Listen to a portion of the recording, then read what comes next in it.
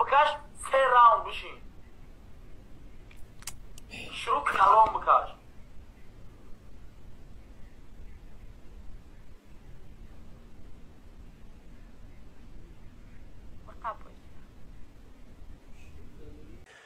پناه با خداوند از این خیل به حیایی. شما نگاه کنید که یک مرد زنی مسلمان در پوبلیکا چی کار کرده ایستیان.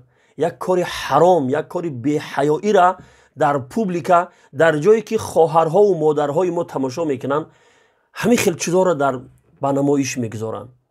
الله شما را ذلیل و خوار بکنه، شما را مسلمانان را که شما برای این جامعه ویروسی بسیار بزرگی هسته. نسل بعدی همین مردم جوانها نسل نورس وقتی شما را ببینن چی تربیه میگیرن. شما آیا از الله نمیترسه؟ روزی حساب و جزا را شما فراموش کرده؟ من برای هر دوی شما یک سوال دارم.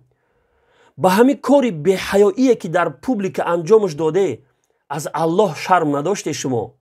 وقتی که خداوند شما را در پیشگاهش قائم بکنه و از همین گناه کبیره که در پوبلیک انجامش داده اگر خداوند بپرسه شما چی جواب میتیه؟ سبحان الله. بعد مردها شکایت میکنه که زنها همه بی حیا شدیان، یک زنی یا دختری حلال یافته نمیشه و که ما زن بگیریم. خاک بر سر شما وره مردهای مسلمان که ریشد همه قریش سنتی به یک کار شیطانی مشغول هستی. مردن تو وره زن بهتر است که در سرت حجاب و در پیشونیت شرمگاهی مرد رسمش میکشی. قانونی بازیشون همین خلاکی اگر یک کسش اگر بای داد رقیب او هر چیزی که ایرا فرمان بتیه او باید که انجامش بتیه. سبحان الله. آهسته آهسته همین خیلی بازی های برمده استیان همین تاجیک های خودمون که زنهای تاجیک در همین خیلی بازی ها میبروین وقتی بای میتیان رقیبش که با یک مسلمانی دیگه هسته او را امر میکنه که همون لباسات بکش.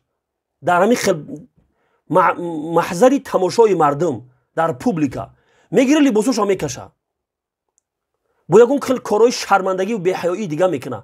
اینه در اینجا این زنی مسلمان صورتش میگیره در پیشانی خودش رسمی شرمگاهی مرد میکشه. شما تشویش نکشه در روز قیامت همون واقعا همون شرمگاهی مرد در پیشانی شما خداوند کشالش میکنه. نخود تو به همین درجه شما بی‌حیا شده باشه، تو به همین درجه روز حساب و جزا را فراموش کرده باشه که خیلی مالش اگر شما در پنهانی بکنی خاک بر سرتون، نخود شما در پوبلیکا بکنی همین کار حرام انجام بدی که نسلی نورس شما رو ببینه و یاد بگیره.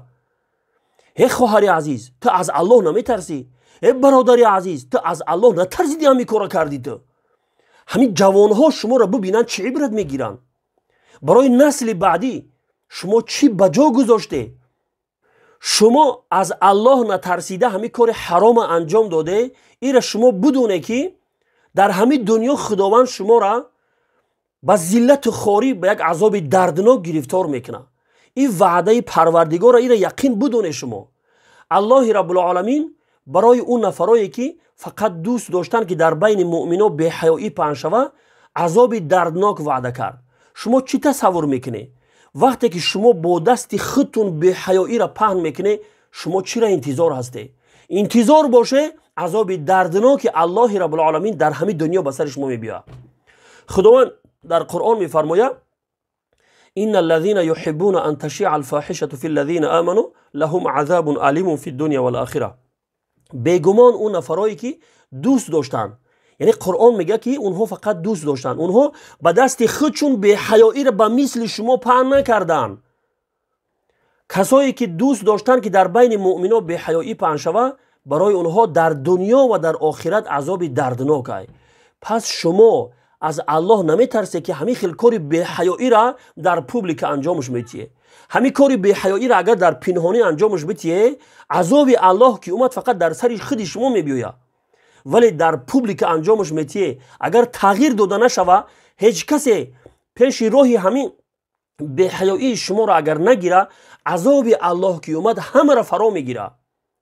همین قدر آبخیزی ها شد، همین قدر زلزله شد، همین قدر پریشانی هایی که مردم دارن، همین قدر مردم در بیکاری از رزق و روزی و از همین بسیار پریشانی ها و مصیبت هاشون شکایت میکنن. همین بس نیست برای شما را. او چرا انتظار هسته شما؟ شما انتظار هسته که از آسمان برای شما سنگ بباره، بعد از این کاری حرام تو باز میسته. از الله بترسه، از این کارهای حرام دست بکشه و الا انتظار عذاب الله باشه.